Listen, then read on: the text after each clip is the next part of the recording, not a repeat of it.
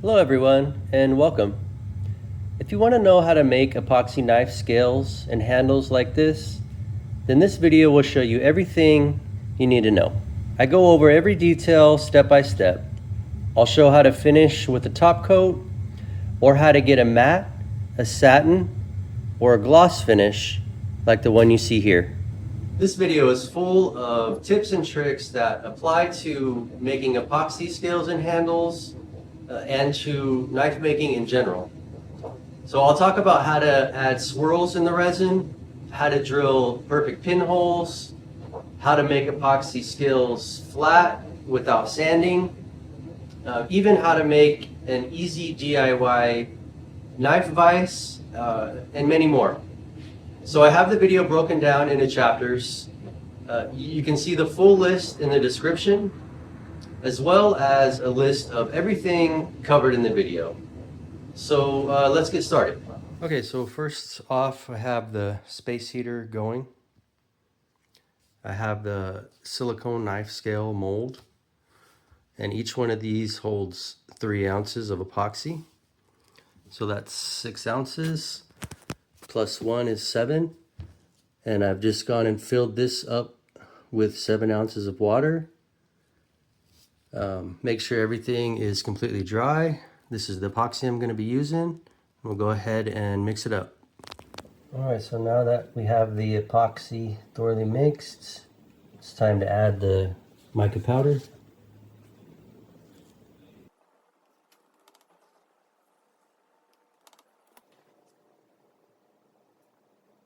Okay, now that we have the mica powder all mixed in, we'll go ahead and pour.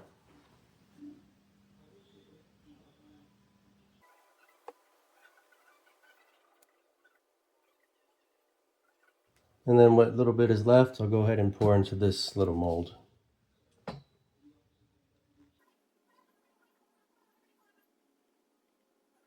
So go ahead and just hit it real quick with the heat gun.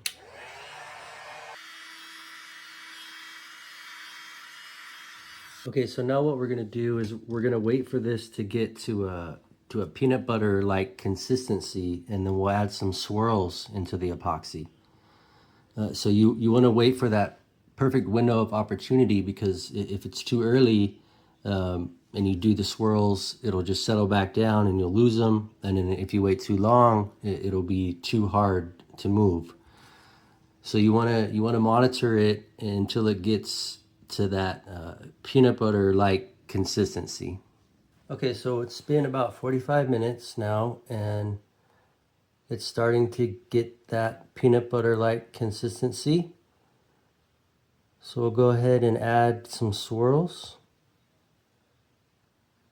and we'll come back in about 15 minutes and we'll see if the swirls stayed. If they didn't, then we'll go ahead and add the swirls again, and we'll just keep doing that until they finally stay. Okay, so I've waited about 15 minutes and I've started to lose the swirls along these edges. So I'm going to go ahead and add the swirls again. I can feel it's even a little bit thicker than it was the last time.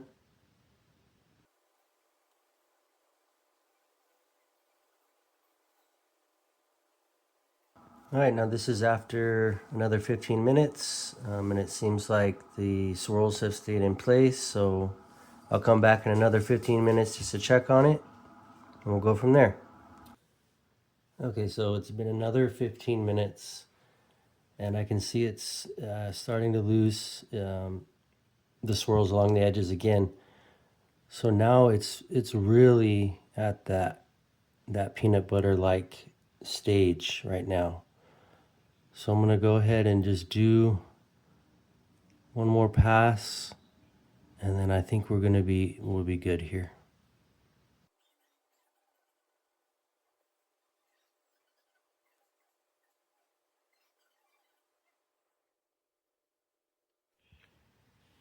All right, so it's been another 15 minutes, and everything is settled down, and all the swirls have stayed in place.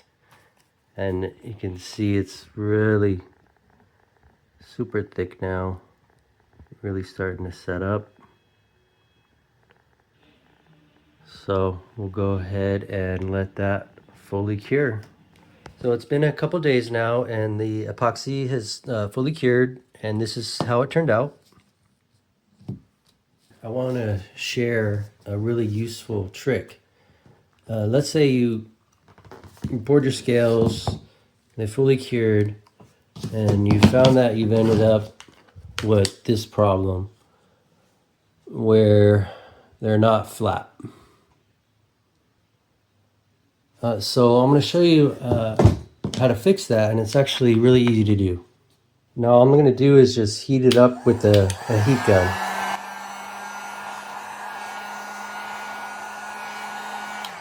And you want to go nice and even.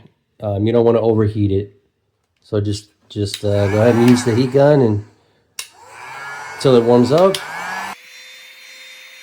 So once it's been evenly heated up, you can see you can actually easily bend it into shape.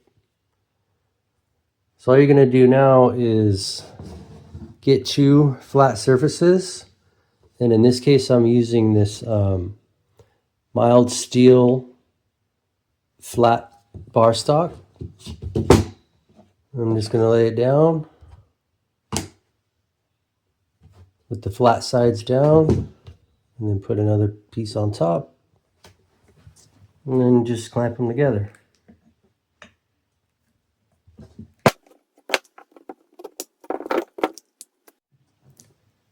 And then just let that cool, and it'll flatten everything out. All right, and then once it cools down, you can see it's nice and flat.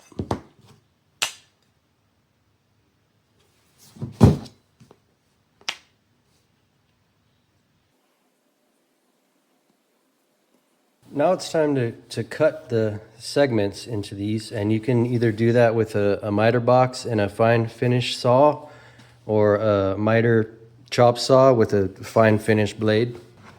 So whenever you're cutting the segments into scales, it's important that you make sure that whatever surface is coming in contact or touching the tang is at a 90-degree angle with the saw blade. So you can see this is a 90-degree angle, and this is the inside, or the surface that's going to be touching the tang is at a 90-degree angle with the saw blade.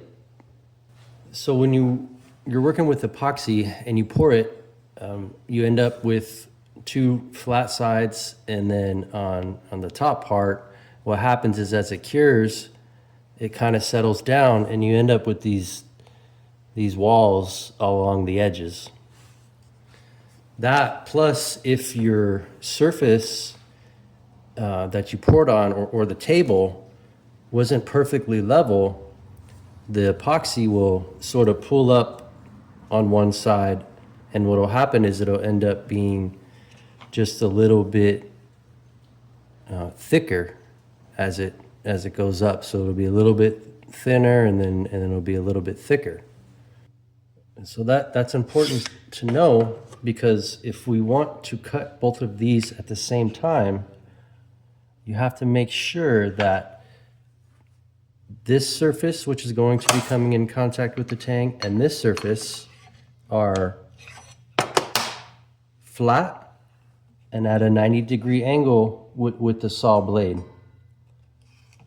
Otherwise, if it's off like this,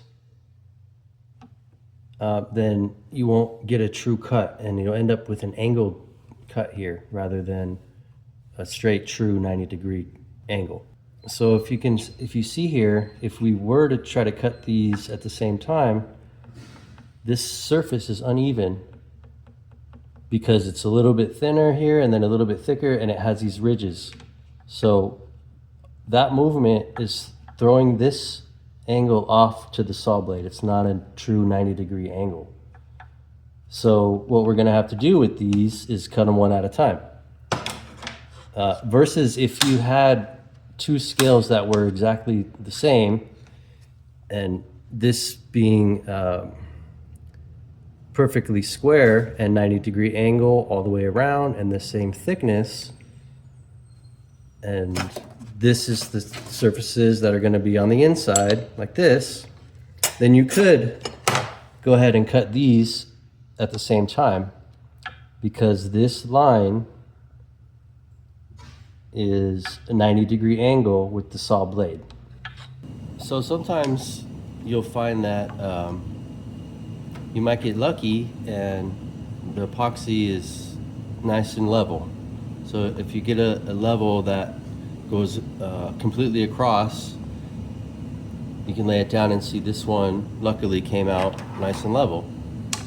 So you could cut these at the same time, and you could either just stack them on top of each other and hold them in place, or you could use some double-sided mounting tape, and then you can tape them together, cut them that way. And then you can just take a putty knife, split them apart, take the tape off. Or you could use this masking tape and gel super glue method. You line it with some masking tape, and you could use the gel super glue and temporarily glue them together like this. Clamp it down, let it dry, and then you can cut them both at the same time like that. And then when you're ready to split the pieces apart, just take a thin putty knife and gently tap it and split them apart.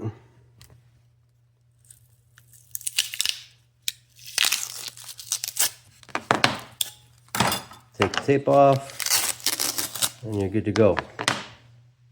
All right, now let's say your scales come out and they're super uneven, and you put the level on and you can see it's really off.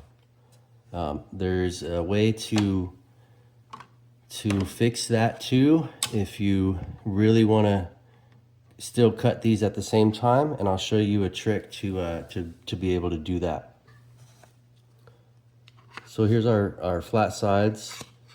I'm gonna take it and do the flat side up, put my level on, then I'm gonna go back to the double-sided tape. I need to raise up this end to make it level. So I'm gonna go ahead and put a piece of tape on this corner and on this corner. Go back to the level. So we still need to go quite a bit more, so I'll keep stacking that. So I added a few layers to each corner just on this side, and what was really giving me trouble was this corner right here.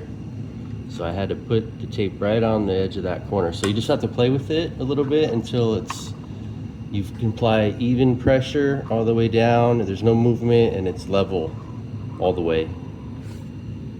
So you can leave the backing on the tape if you like, so it doesn't stick on you, or you could remove the backing and put some masking tape over top of that so it doesn't stick down on you. Now once that's all settled and it's all good there, then you can cut them both at the same time. I wanted to show you real quick just how uneven that piece is. You can see it's touching right there, and then there's a big old gap right there, and then there's the double-sided tape holding it together, and then now I'll cut it.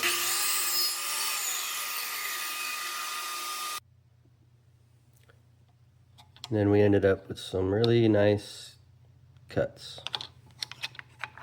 Okay, so I have these labeled now. And if we put them together like this,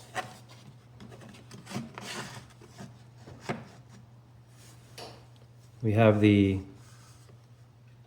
right side outside top, right side outside bottom, and then the same on the other side. Left outside, left outside. So now we'll go ahead and cut them.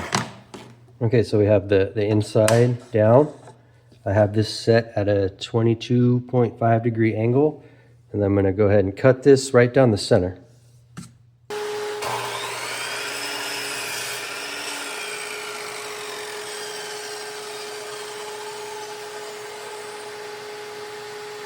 Okay, so now in order to cut the left side, we have to change this so we can do the opposite and do a 22.5 degree angle this way for the left side. So now we want to cut this left side piece at the angle going this way. And one thing you can do is take one of the pieces that you just cut and use that as a guide. So you can flip it over like this and square it up. And then you can give yourself a guideline for this cut.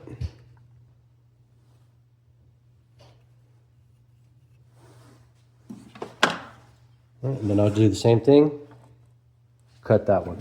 So one thing I like to do with this tool is when you cut it, you make your cut and then you let the saw blade stop before you lift it back up.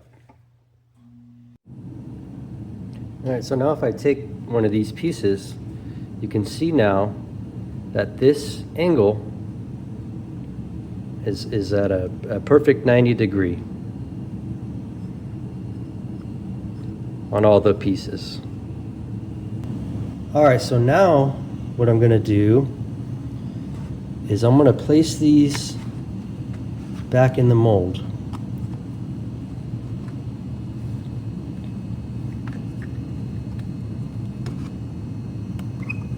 And you can see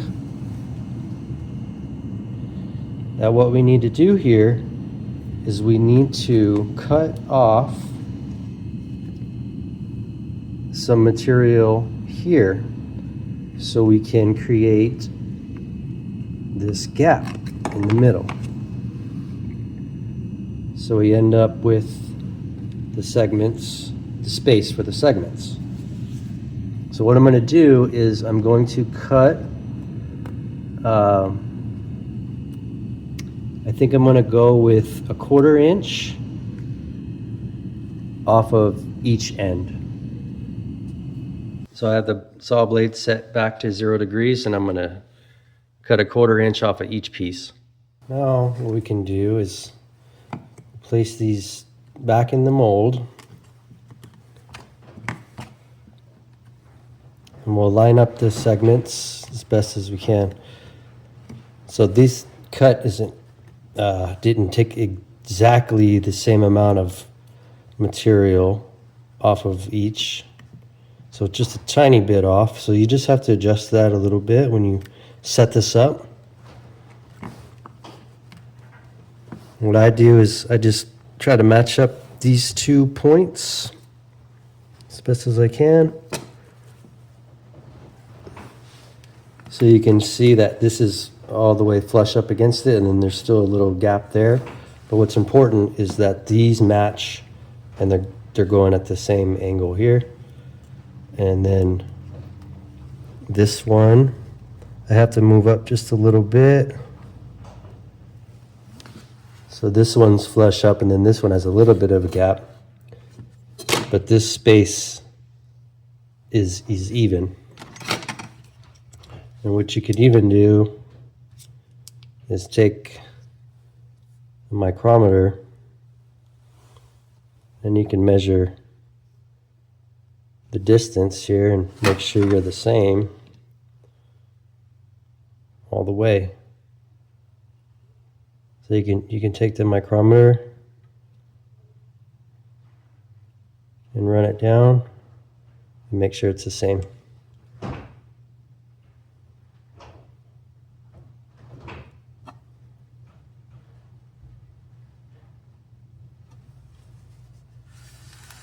All right, and then I'll show you what to do next. I have everything set up now, and I'm making sure that these points are even and these points are even, and it's the same distance in the gaps. Now it's time to pour the epoxy, and I went with this red.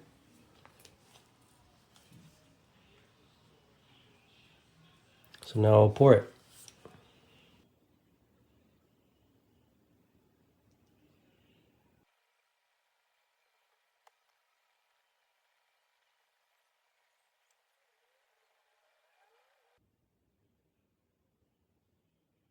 I've gone and hit this with the heat gun real quick, and then I'll just follow the same process I did before, and I'll add some swirls into this red section as well. So the epoxy is fully cured now, and this is how it turned out. I have them temporarily glued together, and now I'm going to sand down these surfaces and then sand all around the edges to even everything up, and I'm going to be using an 80 grit belt.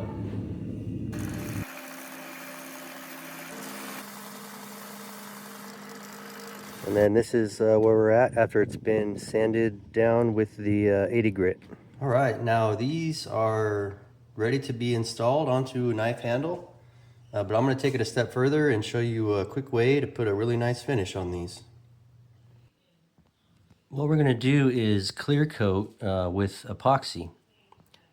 And the first thing I've done is gone and wash these off with just warm water. That's it. You want to avoid using acetone or alcohol to clean these off. So just warm water, and then you can either dry it off with some coffee filters or let it air dry. You don't want to use any, like a paper towel or anything that has any kind of lint on it. I like to use disposable shot glasses, and then place your scales on top of those. Get out your level.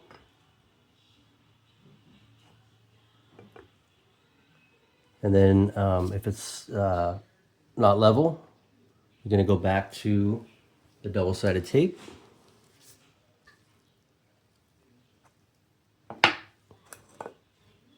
Going to place a piece on this one. Get back on. And then just play with it until it gets level. So I ended up putting 2 pieces on this one piece on this, 2 pieces on this, and then none on that one. Now some of the sticky parts on the ends are exposed, so it kind of sticks. So just take it and cover that with a piece of masking tape so the scales don't stick on you. So after looking at it a little bit, I did have to actually add some more layers to some of these. But now I have it where I want it. So we'll go ahead and just check to make sure it's level again.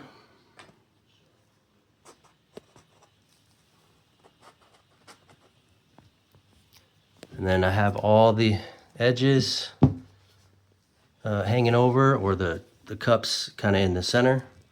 And then we'll go ahead and pour it. So I have the epoxy mixed up, and it's actually been sitting as I've been kind of setting up and filming. But you wanna kind of let it set up a little bit and thicken up before you pour. All right, now we're ready to pour, and this is where things get really messy. So make sure you have plenty of gloves, paper towels, and then here we go.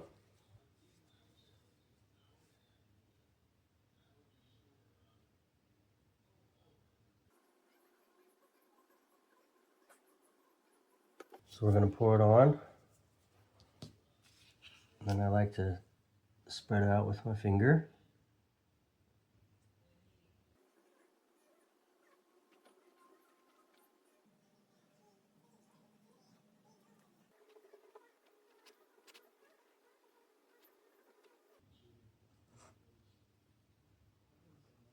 And then I'll take take my finger and spread out any of these parts that are starting to drip over the edge. I'll just spread those along the edges. And then now I'll go around and just carefully paint the edges.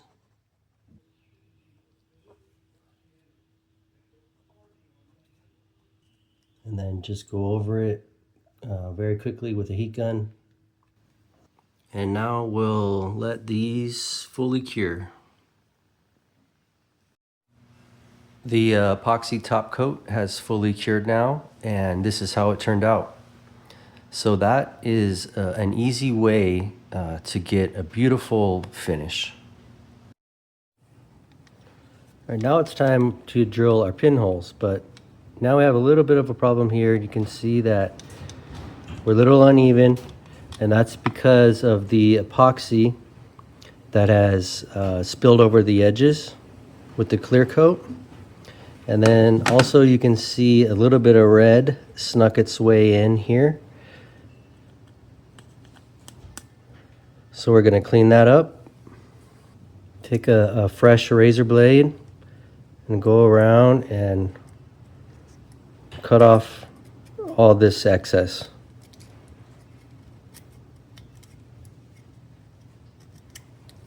Now that we've cleaned up these edges, now we'll deal with this.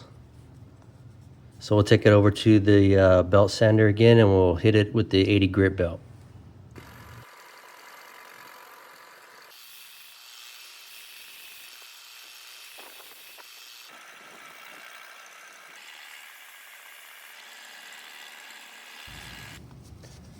All right, now that we have that all cleaned up, now we can drill our pinholes.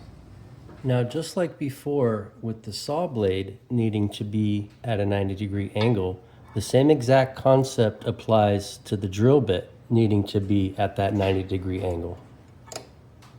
So for example, we have this set of scales here. This is the flat piece sides. So we'll lay these down, and you can see that it is very uneven. The only difference here is that we're going to tape the knife to the top of it so we can drill the holes. So now with the flat side, or the portion that's going to be touching the tang being up, I have a double-sided tape, and now this one is level. Next, you'll do your flat on flat. You'll temporarily glue those together. Temporarily glue together. Okay, now you want to take two pieces and place them on the tang, and you want to leave the backing on for now. I actually ended up putting one more piece on there. So now you place the knife onto the scales, place your level on top of the knife,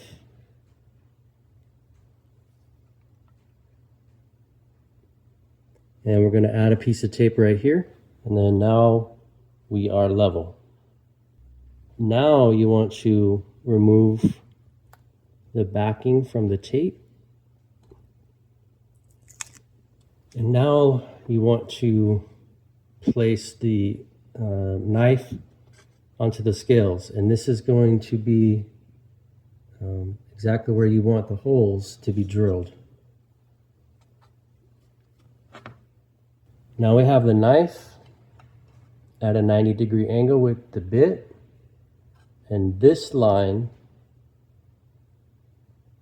is at a 90-degree angle with the bit. Now you can drill the holes.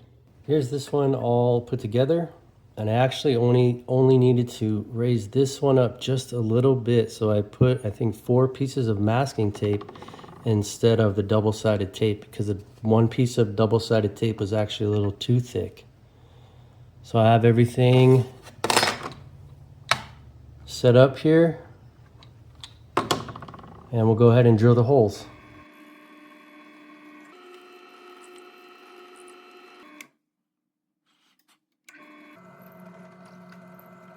Now we'll place this pin in this hole, Then we'll drill the other one.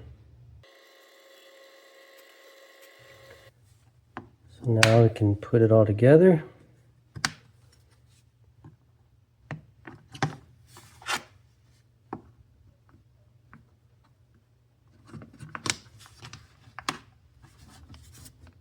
And the pins are a nice fit. They don't get hung up at all. So that's that. Now it's time to shape the top portion of the handle, or the ricasso section. Then epoxy the scales to the knife, shape the handle, and then finish the handle. First thing I'm going to do is assemble the handle, and then we'll trace out the tang.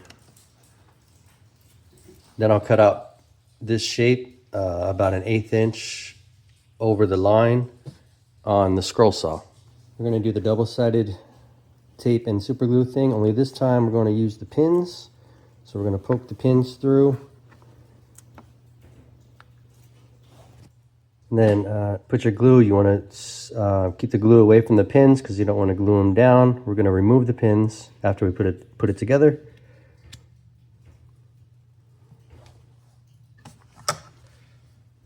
Clamp down, remove the pins.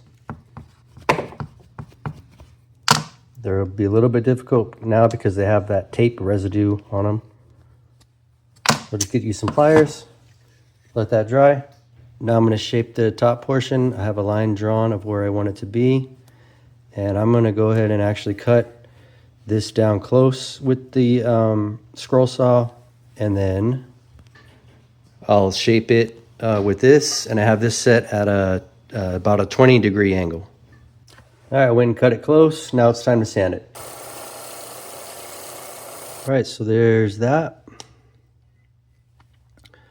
Now I'm going to sand this down to its final grit. In this case, it's going to be 2500 grit. Sand it to 2500. So I have the scales epoxy down now, and I use clear Gorilla Glue. And I do dampen all the surfaces with water, apply the glue, glue everything down, clamp it down. I like to go around and clean the squeeze out as much as I can all around. But what's really important here is that you clean all the squeeze out here on this ricasso area. So you just go ahead and take a Q-tip and dip it in some alcohol, acetone, or nail polish remover, and make sure you get all the squeeze out along this ricasso area. Now that the epoxy has cured up, we're going to go ahead and cut off the excess pin material. Clamp it down in a vise and then cut it off with a hacksaw. Now we're going to shape this handle, but first we're going to tape off the blade really good. Going to put a couple pieces of double-sided tape. Tape it down to this piece of wood.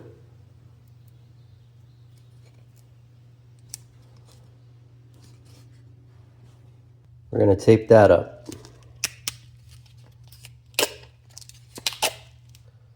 A couple more pieces of double-sided. Another piece of wood on top.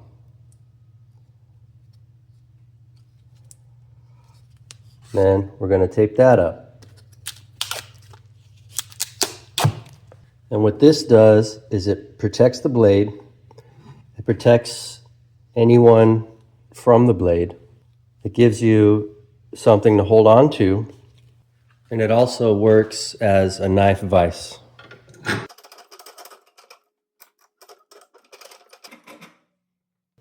Now I'm going to shape the handle using this oscillating sander, the Dremel, and this 1x30, all with 80 grit.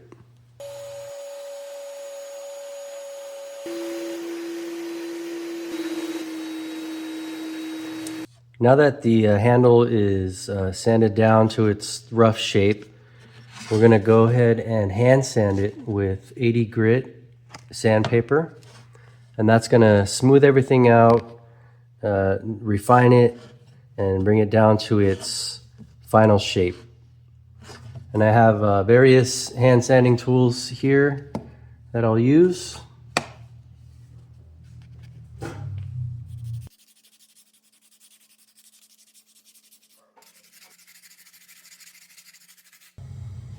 And there it is, sanded down to its final shape.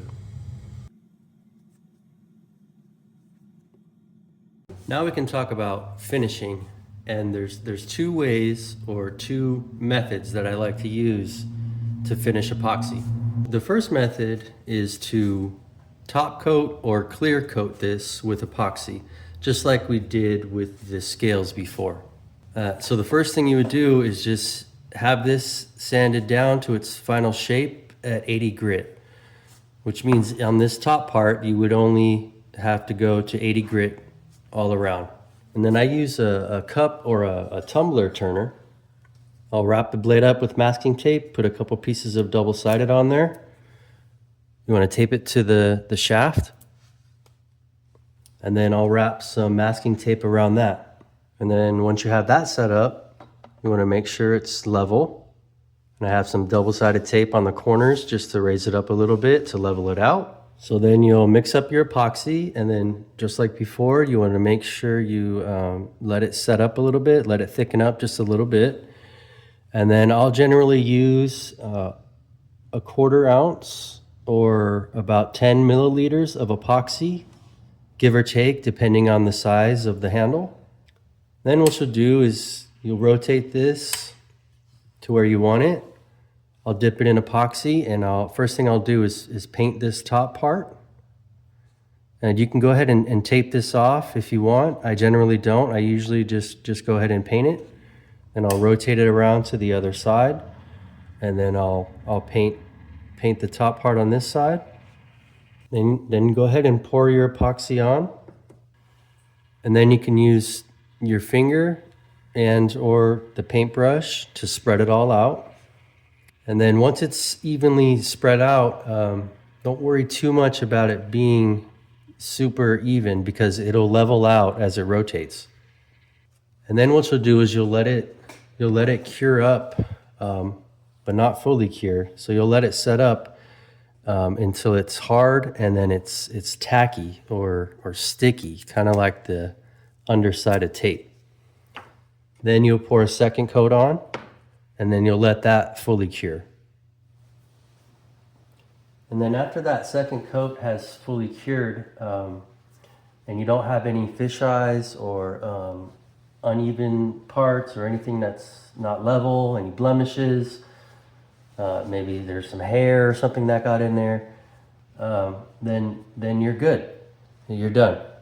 If you do find you have anything in there that you want to get rid of, just go ahead and sand it with 80 grit. Wash it off with water, make sure it's fully dry, and then go ahead and put another coat on. Let that fully cure.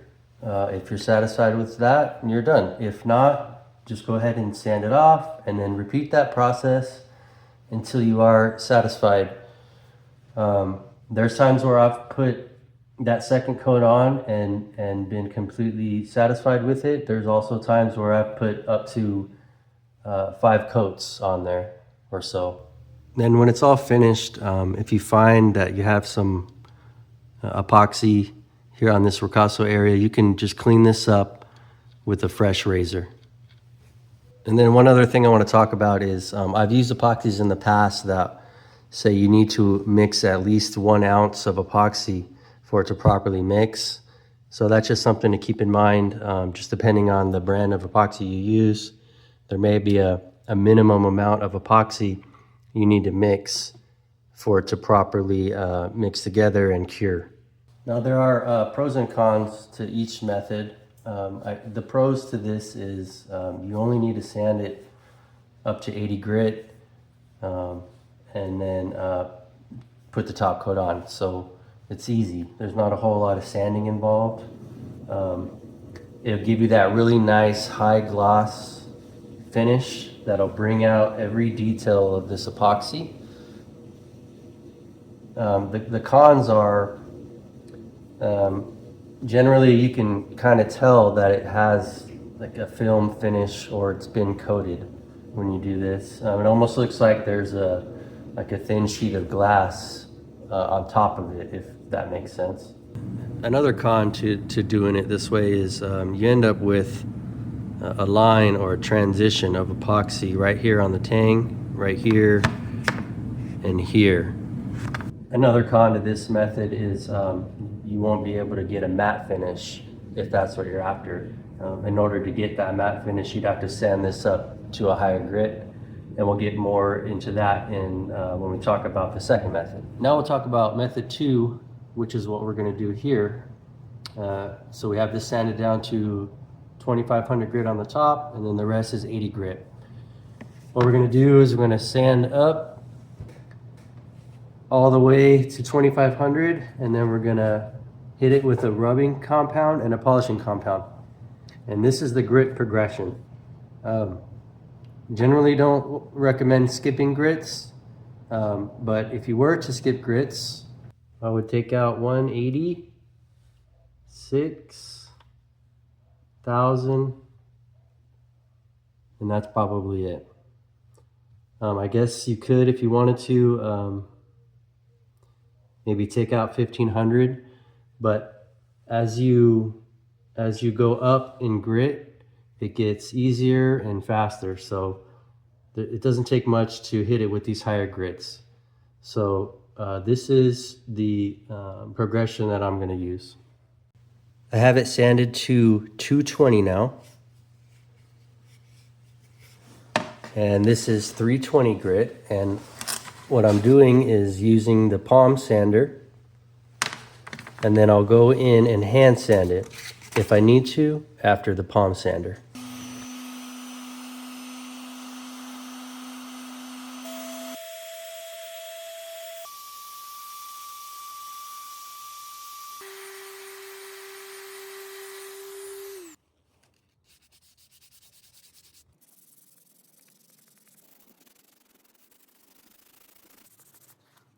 So this is at 400 grit now. So now I'm going to wet sand from 800 all the way up to 2500.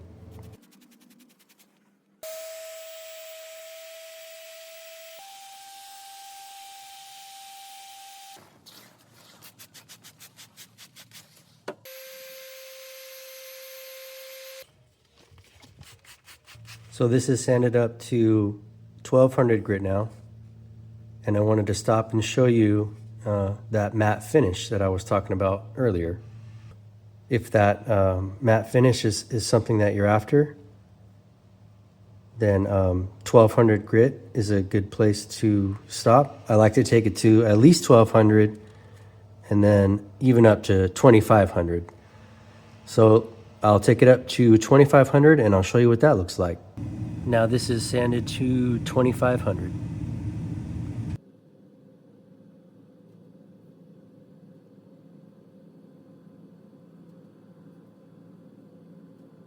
Now that we've talked about how 1200 grit will get you that matte finish and how 2500 grit will get you that satin finish, we'll talk about how to get a gloss finish.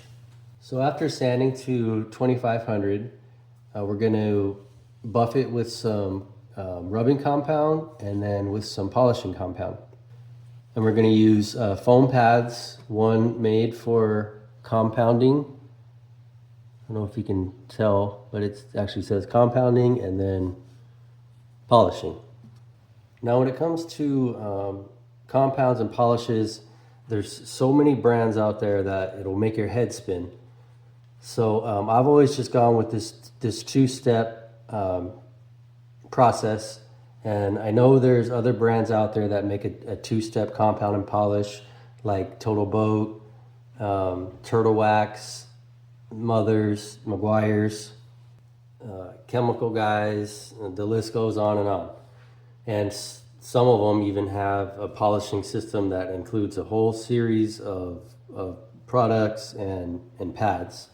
Now I can't talk about how they compare to each other because I've only ever used the Meguiar's. I've had good success with this and I've never had a need to change. But I would imagine if you just stuck with the same brand, then you probably have similar results. And one thing to be aware of when it comes to polishing pads is there's no universal color as far as it going from coarse to fine. So just because it's blue or yellow doesn't necessarily mean it goes before. So sometimes it's yellow for compounding, for example, and blue for polish. In this case, it happens to be the blue and yellow. And these are Grant's brand from Harbor Freight. So just like with the compound and the polish, I don't think it matters so much as what brand, as long as you stick with the same brand. So you can actually get some pretty good results just doing this by hand. But this is a 3-inch hook and loop. I have the 3-inch hook and loop attachment here, and this is for a drill bit. And then what I like to do is take it over and run it in the drill press. So I'm going to apply the polish and buff it. And if you do this, you want to make sure you don't put too much pressure. So you want to do really light pressure, because this will cause friction and heat up and burn the epoxy if you're not careful. So I'll apply it on, and then I'll dab it with the pad like that. And then we'll go for it.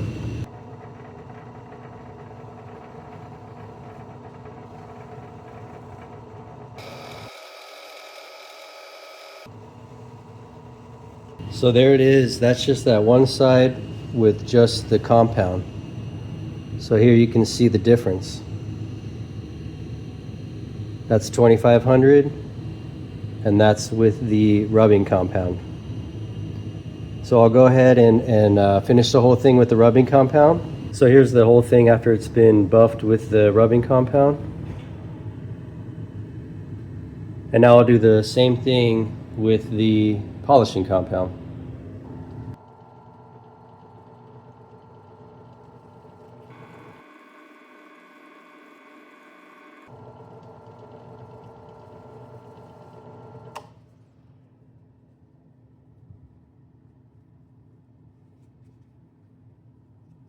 Now, I know the lighting in here isn't the best, but this is the side that's been hit with the polishing compound, and then this is the side with just the rubbing compound. So it just gives it just a little bit more clarity and sheen. So this is what it looks like after it's been polished. And I'll take you outside so you can get a real good look at it in the natural sunlight. Now, one last thing I want to mention about working with epoxy is that there's sort of a specialized tool that's called a pressure pot, and what that does is it removes all the air bubbles from the epoxy. So without one, you inevitably end up with tiny bubbles all throughout the epoxy. And luckily for me, on this handle, I didn't really have that many air bubbles. But you can see there's one right there. And what happens is when you buff it, the polishing compound will stick into this hole or this bubble, and it'll be a bright white speckle. And it's super noticeable. And it's very difficult, or it can be pretty difficult to remove. But there's an easy way that I've found. And what you do is you take like a pin and you can poke it in there and kind of break it up, or a toothpick. And then you just take a little bit of WD-40, spray a little bit on there, and you use a soft toothbrush to work it out of there. And sometimes it could be a little bit stubborn, sometimes it'll come right up, but if you keep working at it, you'll get it. And that WD-40 won't hurt the finish at all. So then just go ahead and wipe it off. Go in and wash it with some mild soap and warm water. And there it is after it's been washed off with soap and water. So that is method 2. And the pros to that is you get that matte finish at 1200, you get that satin finish at 2500, or you get the gloss with the compound and the polish. You end up with a really refined, clean, polished, professional looking fit and finish. The cons to this is it's difficult, it's tedious, it's time consuming, it takes a lot of patience, it takes a lot of sandpaper, and it's messy. But if you put in the work, you'll get that professional looking fit and finish. Now I'll take you outside and you can get a good look at it in the natural light.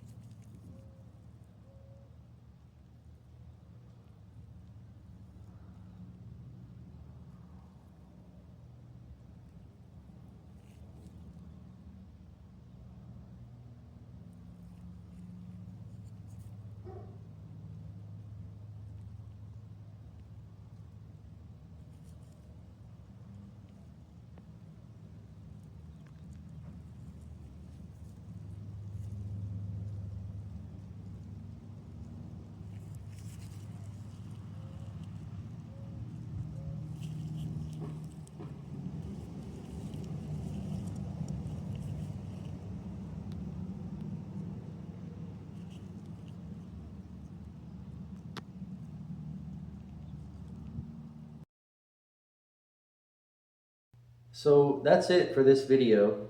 I know it was a long one, but I wanted to make a step-by-step guide that covered every detail, answered any questions that you may have if you do this, and also solve any problems that you may run into along the way. So I hope you enjoyed the video. I hope it helps somebody out, and thanks for watching.